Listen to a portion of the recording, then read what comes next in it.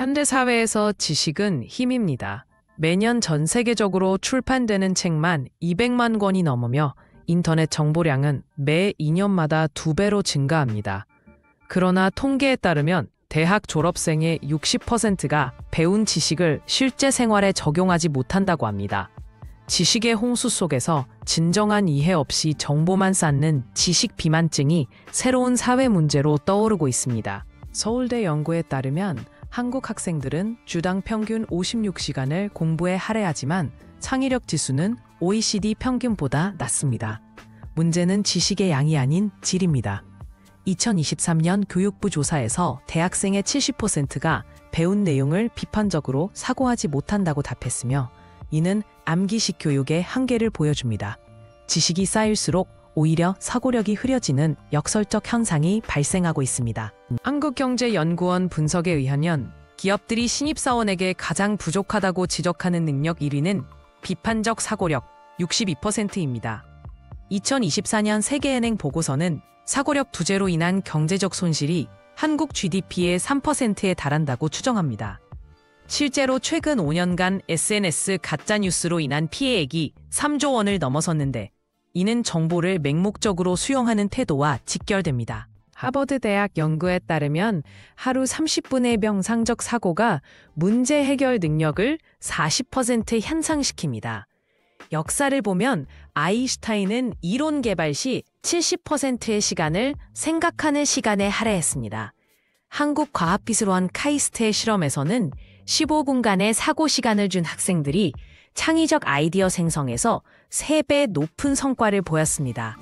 진정한 통찰은 지식의 정지 상태에서 탄생합니다. MIT 미디어랩 연구는 다학제적 사고가 혁신 가능성을 80% 증가시킨다는 것을 입증했습니다. 레오나르도 다빈치의 노트에는 해부학, 기계공학, 미술이 융합된 기록들이 가득합니다. 한국창의재단 조사에 의하면 다양한 분야의 지식을 연결하는 사람들이 특허 출원율에서 2.5배 높은 성과를 보입니다. 사고의 깊이는 지식의 다차원적 연결에서 비롯됩니다. 옥스퍼드 대학의 10년간 추정 연구에 따르면 지식 습득과 사고 시간을 3도 1 비율로 유지한 학생들이 가장 우수한 성과를 냈습니다. 페다고지 연구소는 5시간 학습당 1시간 반성이 최적의 학습 효율을 만든다고 제안합니다. 실제로 한국의 한 실험 학교에서 이 방법을 도입한 결과 학생들의 창의적 문제 해결력이 1년 만에 35% 상승했습니다. 지식과 사고의 리듬이 핵심입니다. 2024년 싱크탱크 보고서는 근거 없는 사고로 인한 의사결정 오류가 기업 손실의 27%를 차지한다고 분석했습니다. 역사적 사례로 중세의 연금술사들은 과학적 지식 없이 철학만으로 금을 만들려다 실패했습니다. 한국에서도 최근 3년간 자기만의 이론에 빠진 스타트업 실패 사례가 1200건 이상 보고되었습니다. 지식 없는 사고는 맹목적 신념으로 이어질 위험이 있습니다.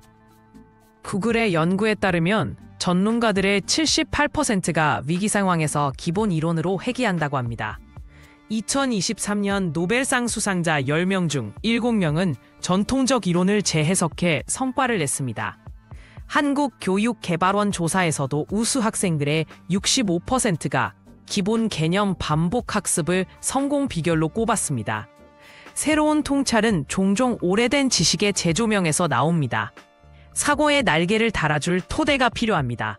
스탠포드 대학의 연구에 의하면 지식 사고 통합 모델을 적용한 조직이 혁신 지수에서 90% 높은 점수를 기록했습니다. 레오나르도 다빈치는 7,000페이지의 노트에 체계적 관찰과 창의적 사고를 동시에 기록했습니다. 한국의 한 대학에서 개발한 듀얼 트랙 학습법은 이 원리를 적용해 2년 만에 학생들의 연구 성과를 3배 증가시켰습니다. 지식과 사고의 상호작용이 진정한 지혜를 낳습니다. 유네스코의 조 21세기 교육 보고서는 지식과 사고의 균형을 미래 핵심 역량으로 선정했습니다. 역사를 보면 아리스토텔레스에서 뉴턴까지 위대한 사상가들은 모두 체계적 학습과 자유로운 사고를 결합했습니다. 한국교육학회의 10년 추적 연구에서 이 균형을 이룬 학생들은 성인으로 성장해 높은 사회적 성공률을 보였습니다. 공자가 말한 학이불사 직망, 사이불합 즉태는 2500년 후에도 변치 않는 진리입니다.